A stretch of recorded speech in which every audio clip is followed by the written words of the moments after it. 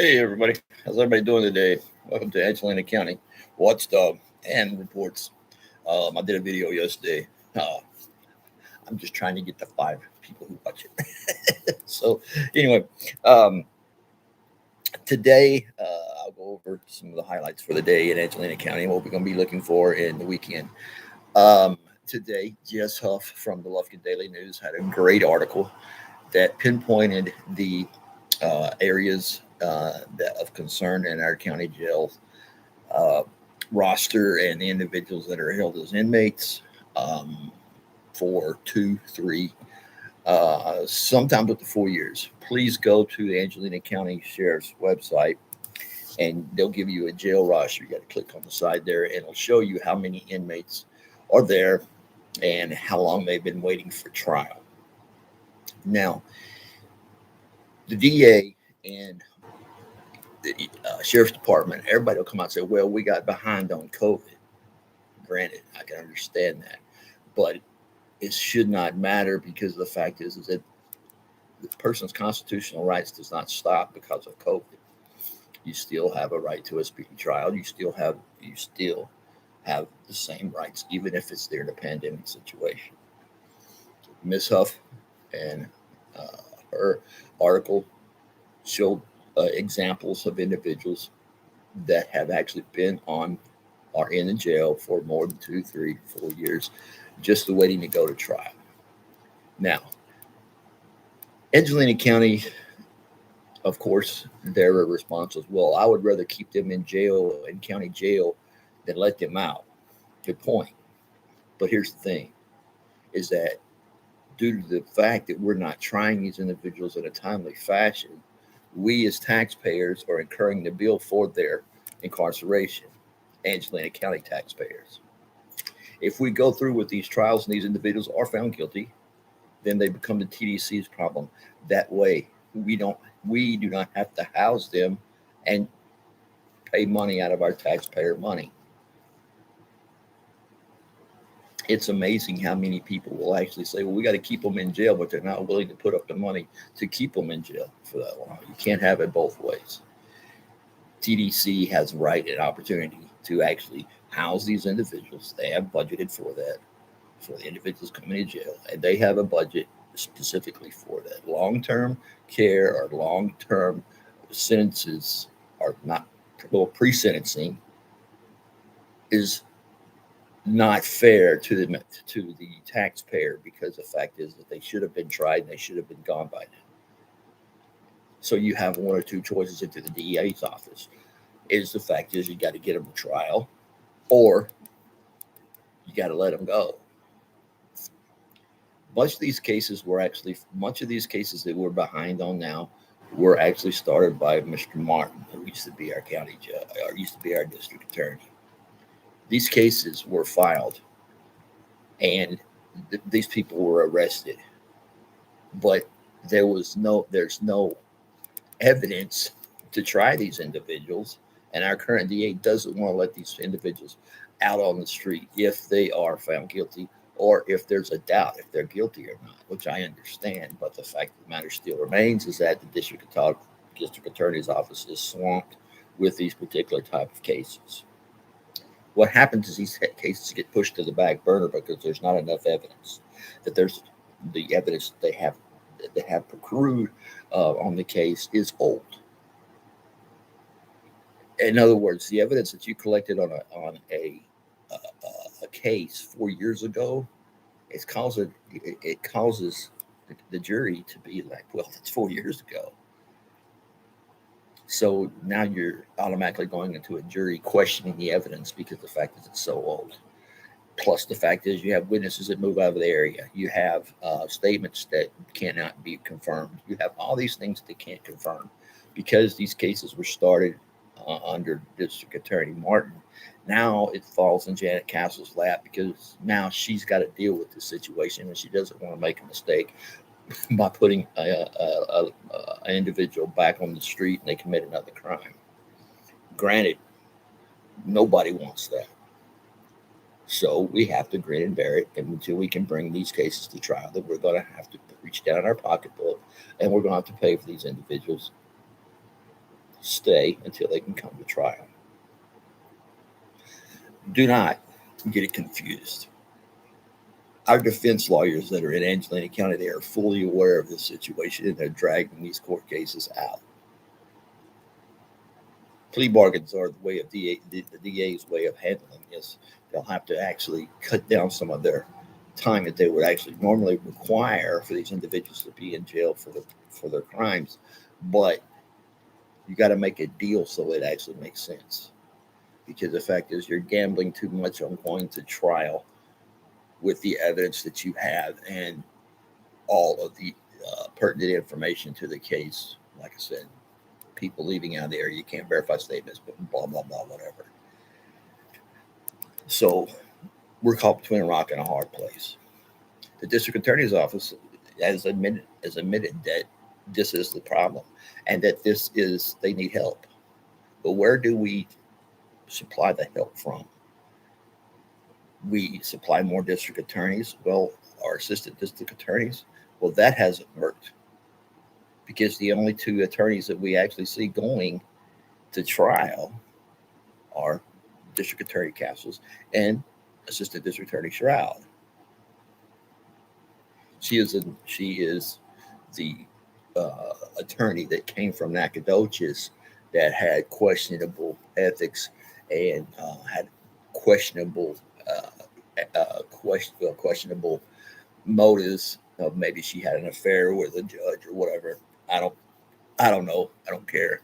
I just want them to start trying more cases and giving these inmates the rights that they deserve. And one of those is a speedy trial. Imagine, if you will, everyone is so in Angelina County. I'll let them some bitches rot in jail. Okay, that's your law. That's what you believe or whatever. However, it's against the Constitution. We have right to a speedy trial. Imagine, if you will, you have been charged with a crime you didn't commit. They put you in jail. They set an ungodly bail amount to where you either got to stay in the jail or you're going to have to be able to bail out, probably take a second mortgage out on your house, but whatever, to get out of jail. And it rocks on for 2 years, 3 years before you actually go to trial. Meantime, you're locked up in a jail and you are incarcerated. So this is why we have unreasonable bail requests, because the fact is that it's either one or the other. If you pay the bail, a lot of people don't have the money. Well, if you don't have the money, don't do the crime. Well, I didn't do the crime, but y'all arrested me anyway. Now I'm stuck in jail. So you're putting me in a financial bind just to prove my innocence. Or please allow me a speedy trial so I can prove my innocence so I can get on with my life. Everybody we put in jail is not guilty. In Angelina County, people are guilty until proven innocent, or it should be the other way around. They should be innocent until proven guilty. And if they're innocent, they are entitled to the rights in our Constitution. We have three ways of thinking about this in Angelina County. One is like, you know what? Well, first of all, Constitution doesn't matter to us. We're Texans. Texas Constitution don't apply to us because the fact is this is our county, this is our town, we run things differently here.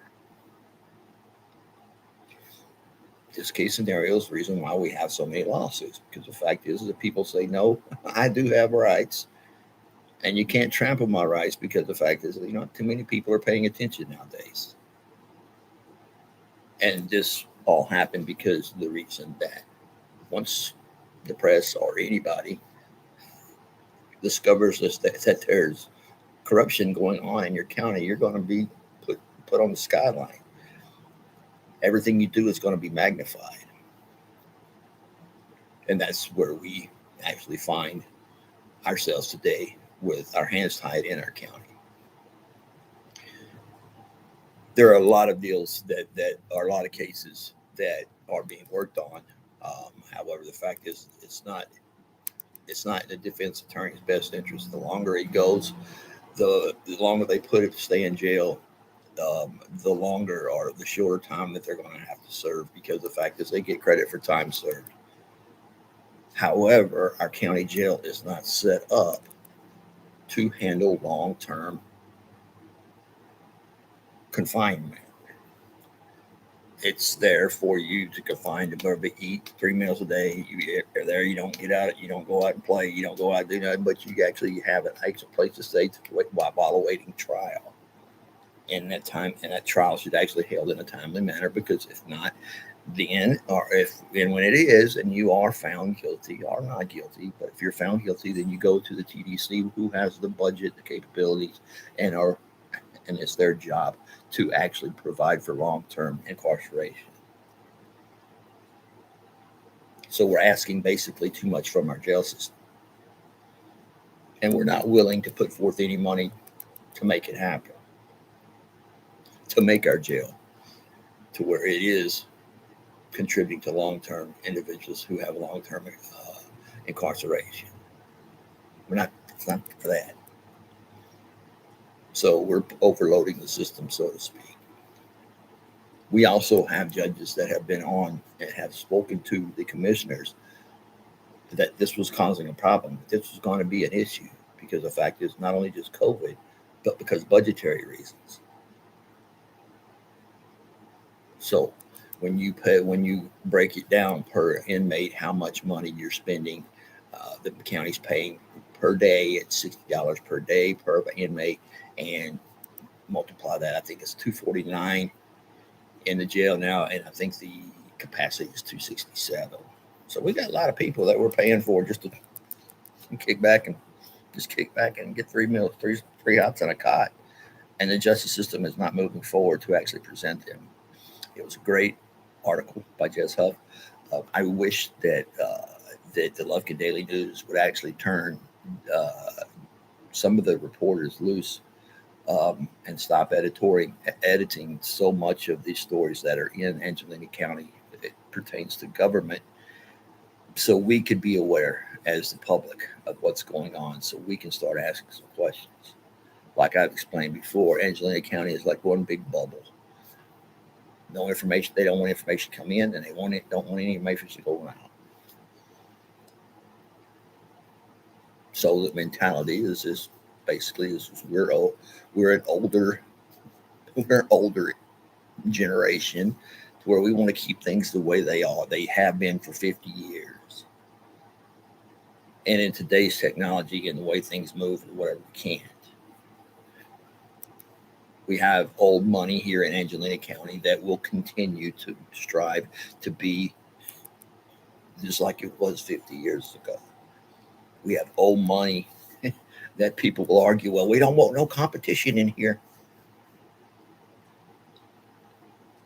Economics, okay, basic economics will tell you you need competition to actually be competitive in the marketplace, to keep people from going elsewhere to Lufkin, to Tyler, other areas to do their shopping, because they can save a penny on a jumbo size or whatever. But the fact is that you're not offering a competitive product now, especially because the fact is that we're dealing with our next thing I want to hit on is our economics. The economics of Angelina County are taking a huge hit, because of the fact is that these gas prices and diesel prices are hitting us where we live. We are, I don't know what percentage wise, but we rely really on our pulpwood production, our wood production, and also from oil and gas refineries, and also from our output of oil wells that we have in this area. This all has affected these areas, because the fact is that it's getting too expensive to run these logging trucks. It's getting too expensive to run these tanker trucks in and out of our cities, because it takes money, and that the extra cost is going to be passed down to us. We have in Huntington, we have one, two, I think we have three actual places where most people go to get their gas, and they're all in competition with each other. But as far as other industries or any other entity that we have in Huntington, it's not it is not feasible to shop in Huntington because the fact is you can drive to Lufkin and get things cheaper.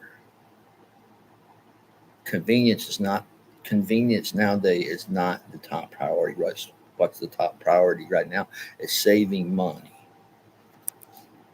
We have many people in Angelina County who are making a decision tonight or on their budget. They're actually stating either do I eat or do I go to work?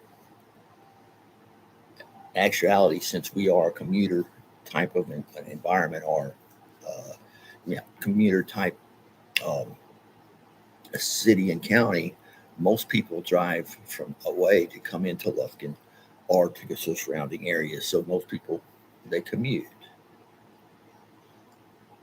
Gas prices hit them in the pocket. So in other words, you're taking money away from them from their paycheck because they got to spend extra money on gas to get to work. So do I go to work or what the hell do I do? I'm coming up short both ends. I can't afford all my groceries. I can't afford gas to get some more job. So convenience is taking a back place to actually uh, make one trip to Lufkin, fill up on everything that you need, and you for the rest of your budget do without. There's no more running up to the local store and purchasing something here because we have to pay for the convenience.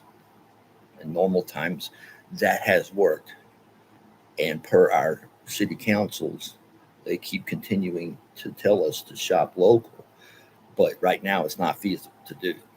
You have to have an alternative source to be able to go and get what you need to live. I do not see in the future where our economic system is going to get better. We just raised interest rates from the Fed, three quarters of a percent, which is to stave off inflation. But that means the prices of your credit card, interest rates are going to go up. If you got an adjustable rate mortgage, your house payments are going to go up. If you're renting, then you just price those renters out of the market because they can't afford to rent. This is why we see, and this is why we see one of the main. I'll break the point down. This is one of the reasons why we see so many trailer parks or RV parks outside of the city limits of Huntington or some of these other areas. I speak of Huntington because I personally I'm right here, but this impacts the entire county. They get away from paying taxes. They don't own a piece of property; they rent a piece of property, and they place an RV on it in an RV park, and it's cheaper to live that way.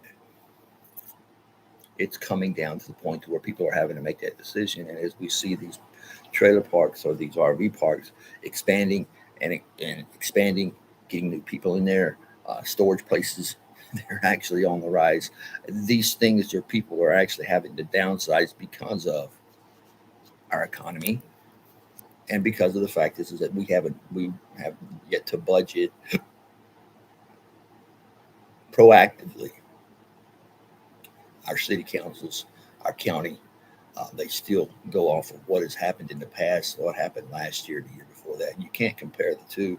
At some point, you have to have somebody who's got some economic sense to say, okay, this is what's happening. How do we correct it?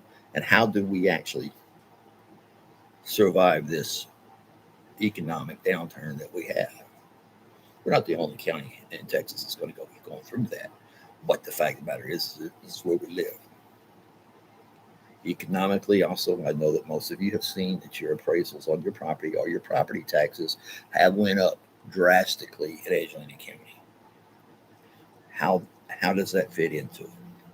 Well, your appraised value of your home and the tax assessor actually determines what your property is worth. They go off an appraised value, which the appraised value is determined by comparables in your neighborhood. So, in other words, if you get ready to sell your home, your realtor is going to go in and look at three different areas or three different homes that are sold within 2 miles to 5 miles of your home to determine the price. They take in consideration number of bedrooms, but they come up with a price this way. So now we have property values that have gone up. Our taxes have not gone up. So we're like, oh, well, that doesn't really matter. Yes, it does.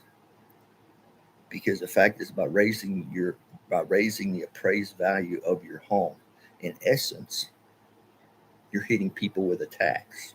They're having to pay more on their property. And everybody knows that we don't have a lot of new construction here in Angelina County. So, in other words, you're telling me my house is worth more now than it was 10 years ago? It doesn't make any sense, does it? But this is the way, through the tax assessor, that communities have actually derived income. If you look at your budget and you pay attention to your budget for your city, you will actually determine as well where do they invest the money. Well, we have investment accounts all throughout Angelina County, and they're all trying to go for the best interest rate. We've negotiated interest rates down to paying back our money that we actually have to 1 to 3%. However, the fact is that that's not going to be available when these come up for renewal, and when we come up to renew these actual assets, or we actually have to touch these assets, we're not going to be able to get the same interest rate, low interest rate that we did before. Budgets are going to have to come up. Something that we didn't plan for before. In other words, we're being proactive. We're being reactive when we're not proactive. We're not seeing things in the future, and we're not paying attention to the individuals that actually can do the analysis and break down what they see, not only 6 months now, but a year, and make a plan and actually initiate this plan and stick with it to where it evens out to where we don't see any sudden increase in property taxes or our taxes, or we don't have to pay any more money out of our pocket. In most of our cities, we don't pay attention to that. We don't pay attention to our budget. We just want to see if it balances. And then the old trick is, the fact is that with all these budget amendments that you see throughout the year, what that is that the city councils have went back in and said, oh, we don't have much money for this, so we're going to move money from here to here. And they're moving money around, trying to cover their bills. And so far, they've been able to do so, or without a lot of penalty. They do have penalties. We'll never know about those. But the fact of the matter is that there comes a time, and we're right now we can't move our money around to take advantage of the lower interest rates because they're no longer available. Things that we were paying 1 to 2, 3% on, or we were earning 1 to 2 to 3% on that same money, we're going to have to start paying.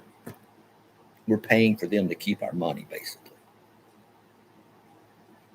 We pay for it in the rate. And with whatever it is, say, for example, we've negotiated a 2%. I think that's pretty much 2 to 3% on our investments is pretty much what we're earning here in Huntington. And I bet that it's going to be the same way for all the other cities. So we're earning more than 2 to 3%. The rates go up, that profit margin goes down. So in other words, we got the money there. So we're going to have to, the interest rate is so high, we're going to have to pay you every month to keep our money. There's no future in that.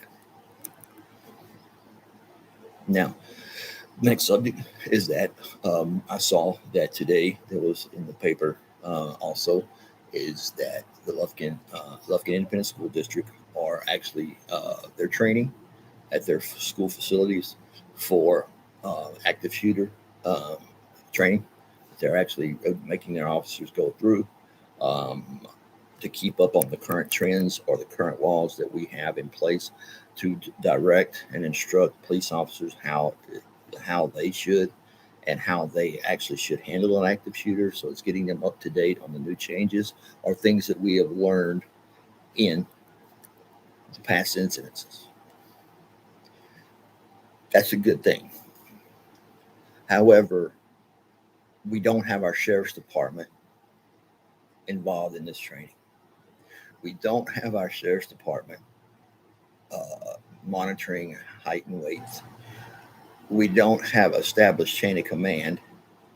So where does the sheriff's department fit into all this? Well, I'll tell you. because during an active shooter situation, Lufkin PD is going, and we'll just say it's Lufkin, but Lufkin PD will deploy, and they have a method to their madness. They are actually coming up with a plan, the method to their madness. But what's going to happen is the sheriff's department is going to come screw it all up. Oh, we're in charge now. Then you got point. Well, no, no, you in charge. No, I. This is kind of what happened at Uvalde. Everybody was trying to pass the buck on who was in charge, and we're still going to have the same problem in Angelina County because the fact is the sheriff's going to stick his damn nose into something that his people are not even trained to do, or has chosen not to do.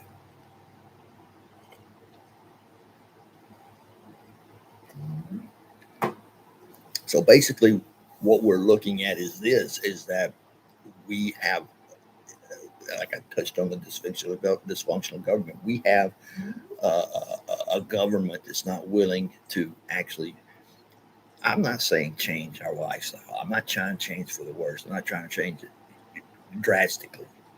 What I am saying is that our law enforcement officers are behind on current tactics that we have known and that has been proven to work in other case scenarios. I've been through this kind of training before, and we used for the portion of the day, it would be a week-long class, but the early morning would be study time to where we would review videos of certain incidences, and we would go through and play in our mind what we need to look out for, how we need to react, the whole 9 yards. And then we'd break for lunch, and after lunch we'd come back, and all afternoon was field time. We would practice what we have actually saw and how we're going to do this. You actually have to go through the motions with other team members to actually get the real feel for the situation and actually correct your problems. You just can't look at a video and say, oh, I've done this, I've done that. Well, show me. Show me how you're going to do this so I can critique it. Every department after one of these active duty shooters should go through these videos and see where they're lacking and things that they can learn so they can implement in their own plan. What plan do we have in Angelina County? Well, the sheriff's department doesn't have one. Lufkin PD, they're working on theirs right now. But I wonder, in a small town like Huntington, who's going to react to that? It's out of Lufkin's jurisdiction, so you're going to have sheriff's department with local PD, and they don't train together. So, what does that tell you?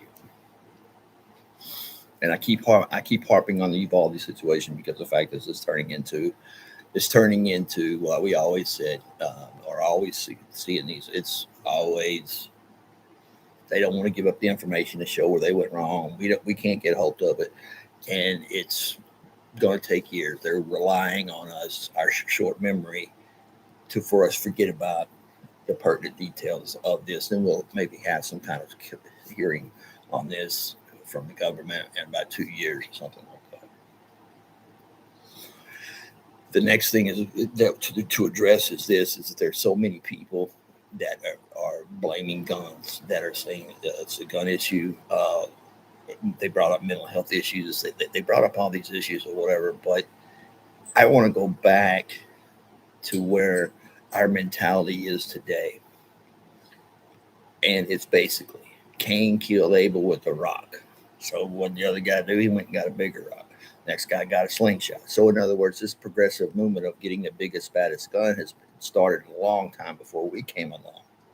If you don't believe me, here's where the kicker is. They're asking you to give up your weapons to protect yourself against violent criminals that we have out there on the street. We can't do that. We are monitored. We are monitored on what type of weapon we can have. If we should have a weapon, somebody else gets to make the determination for us. But let me ask you a question. Right now, we have our enemies. They've got nuclear weapons pointed at us. We got nuclear weapons pointed at them. Who's controlling these son of bitches? So this gives you an answer that we've always done it this way. That you protect yourself, you protect your property. And with that in mind, if there's individuals with the same philosophy that we're using with nuclear weapons, is that the nuclear weapons are aimed at each other. So guess what? They equal each other out because both sides know that all it takes is maybe about 4 or 5 that they have to launch, to destroy the entire world or make it uninhabitable. But we still keep making these nuclear weapons. I think at last count, we had enough nuclear weapons in the arsenals that we know of, that we have enough. If they were all launched, it would probably kill the world 10 times over. I don't know. It just needs to be one time. This needs to be one time it's over, but they had to calculate it 10 times over. So governments do what they don't allow their people to do. It would be the same thing if somebody over in Russia got a nuclear weapon, had it pointed over here somewhere. Well, I'm gonna get me a nuclear weapon, and it's the same thing with gun control. And how far are we going to allow people to protect themselves and not protect themselves? And what rules and laws are we going to come up with? Who can and who can't? That's the debate. But it's human nature. For example, I'll break it down. It's like, when you're coming up, I had a 410 shotgun. That's what I used to hunt squirrels with. I used to carry 3 shells in my hand because I couldn't load it. My daddy wouldn't let me load it. So when I saw a squirrel, I'd load it and then shoot, and I have to reload, bolt action. So I'd reload. But the next thing I graduated to a 20 gauge, then to a 12 gauge. And everybody we used to compare, wow, look, I got a 12 gauge, got me a new 12 gauge. As soon as I got home, I'm like, damn, I'm going to get me a new 12 gauge, but I can use another gun.